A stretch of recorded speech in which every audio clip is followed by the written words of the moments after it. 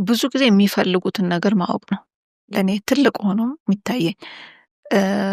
የሚፈልጉትን ነገር ካወቁ ወደኋላ መስራት ይችላሉ። እዛ ጋር ለመድረስ የምፈልገው ምንድን ነው? እኔ ያለኝ ጥንካሬ ምንድን ነው?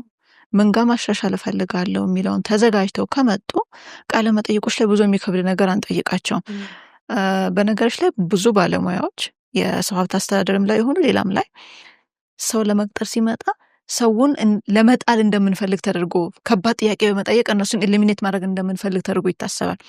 በፍጹም ልክ አይደለም። እኛ ትክክለኛውን ሰው ማግኘት ነው የምንፈልገው። እንደውም አንዳንድ ጊዜ ፕሮምፕት ሁሉ እናደርጋቸዋለን እንዲሉ የምንፈልገውን ነገር ሳናስበው እንሰጣቸዋለን እና እንዲሳካላቸው ነው የምንፈልገው።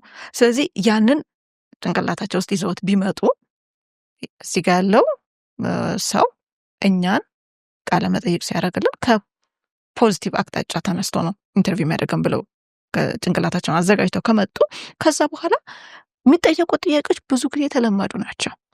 ስለሚቀጠሩበት ስራ፣ ስለ ድርጅቱ ተዘጋጅተው ከመጡ በፊት ያልኩሽ ስለ ራሳቸው የሚያውቁት ነገር ምን እንደሚፈልጉ፣ ጥንካሬያቸው፣ ድክመታቸው፣ ሁሉን ነገር ስለ ራሳቸው ሰልፍ አዌርነስ አላቸው። ስለ ድርጅቱ ያውቃሉ፣ ስለ ስራው ያውቃሉ። ስለዚህ የሚጠየቁት ጥያቄዎች ከዚህ ውጭ ሊሆኑ አይችሉም። ሰላም፣ እንዴት ናችሁ? በግሬትነስ ስኩል ስር ከሚሰጡ ስልጠናዎቻችን መሀል የመሰረታዊ የንግድ ስራ ስልጠና ነው። ይሄ ዝግጅት ወይም ትምህርት እኔ ካለፍኩበት የንግድ ህይወት በተለይ ደግሞ በጣም ተቸግሬ ካለፍኩባቸው ሂደቶች ተነስቼ ነው ክሬት ያደረኩት። ለብዙዎች በተለይ ደግሞ ንግድ ለመጀመር ለሚያስቡ በጣም ይጠቅማል ብዬ አምናለሁ።